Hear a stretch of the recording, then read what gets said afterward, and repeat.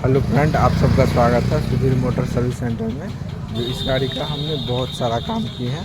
ये दोनों liver change हुआ है, आगे का शॉकर हैंडल। ये फ्रेंड तो देख सकते हैं, इसमें जो है C8 का टायर आगे चक्का लगा है और शॉकर हैंडल सारा काम इसमें हो गया है। इसमें चाबी लॉक फिट चेंज हुआ है और ये चाबी नया लगा और ये लीवर सारा चीज़ चेंज हो गया है। प्लस इसमें डिक्की नया लगा है।